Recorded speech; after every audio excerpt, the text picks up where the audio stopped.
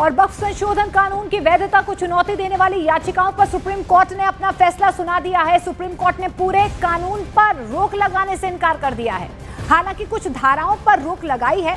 CJI BR Gavai ने यह साफ कहा है कि इस पूरे कानून पर रोक लगाने का कोई आधार नहीं है। सुप्रीम कोर्ट ने निर्देश भी दिया है कि जहां तक संभव हो वक्फ बोर्ड का मुख्य कार्यकारी अधिकारी मुस्लिम होना चाहिए। साथ ही सुप्रीम कोर्ट ने गैर मुस्लिम को सीईओ नियुक्त करने संबंधी संशोधन पर रोक लगाने से इनकार कर दिया है। सुप्रीम कोर्ट ने वक्फ संशोधन अधिनियम 2025 के उस प्रावधान पर भी रोक लगा दी है जिसमें वक्फ बनाने के लिए किसी व्यक्ति का 5 वर्षों तक इस्लाम का अनुयायी होना आवश्यक बताया गया है।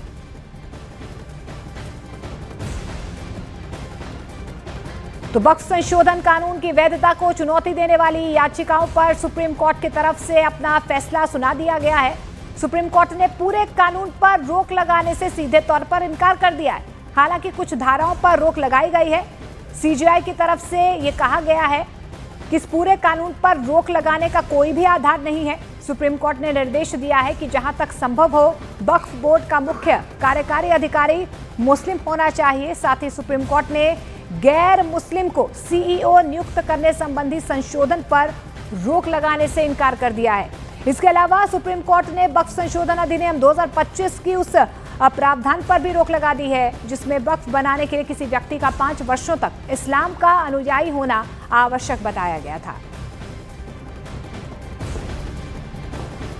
और देखिए, all India Muslim personal law board के सदस्य मौलाना खालिद रशीद फिरंगी महली ने सुप्रीम कोर्ट के आदेश का स्वागत किया। उन्होंने कहा है कि फाइनल फैसला आने पर पूरी राहत पाएगी।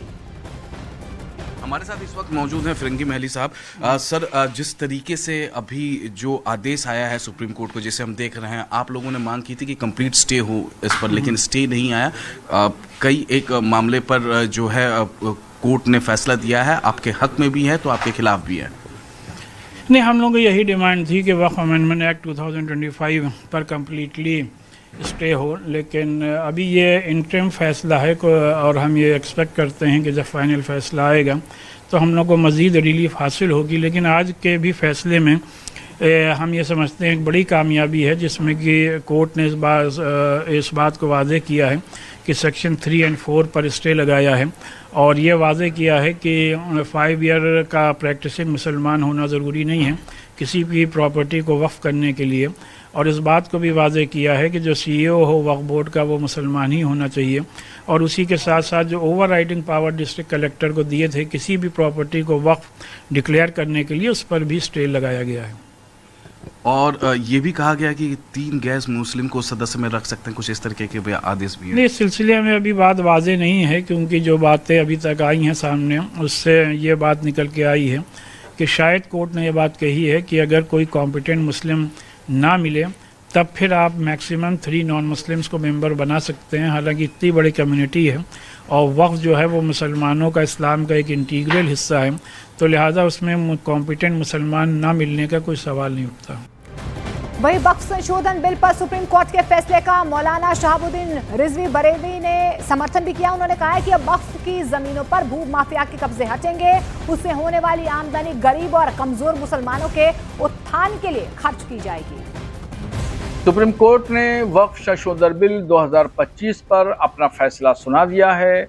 मैं सुप्रीम कोर्ट के फैसले का इस्तकबाल करता हूं और हमें उम्मीद भी यही थी कि सुप्रीम कोर्ट गरीब, कमज़ोर, लाचार मुसलमानों का ख्याल रखते हुए अच्छा और बेहतरीन फैसला देगी। और चूँकि वक्फ की ज़मीनों पर जो अमीर लोगों का कब्ज़ा है, नाजायज़ कब्ज़े कर रखे हैं, वक्फ बोर्ड ने घोटाले कर रखे हैं, तो इसका हिसाब किताब भी होना ज़रूरी है। अब इस पर जो ज़मीनों पर कब्ज़े कर रखे हैं वो ज़मीनें मुक्त होंगी और उस पर यतीम खाने, स्कूल, कॉलेज, हॉस्पिटल, मस्जिद और मदरसे बनाए जाएंगे। और इस बीच कांग्रेस नेता इमरान प्रताप गढ़ी ने सुप्रीम कोर्ट के फैसले पर खुशी जताई है और कहा है कि वक्फ को बचाने की लड़ाई लड़ी जाती रहेगी। अच्छा फैसला है और सरकार की साजिश और सरकार की मंशा पर माननीय उच्चतम न्यायालय ने बड़े पैमाने पर रोक लगा दी है, अंकुश लगा दी है।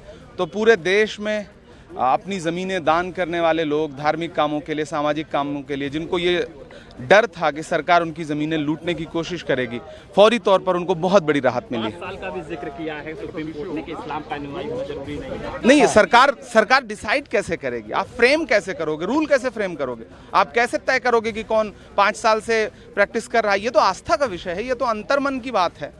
तो माननीय उच्चतम न्यायालय ने इन तमाम संवेदनात्मक पहलुओं को और छोटे छोटे पहलुओं को देखा है, तो मैं बहुत खुश हूँ और मुझे अच्छा लग रहा है।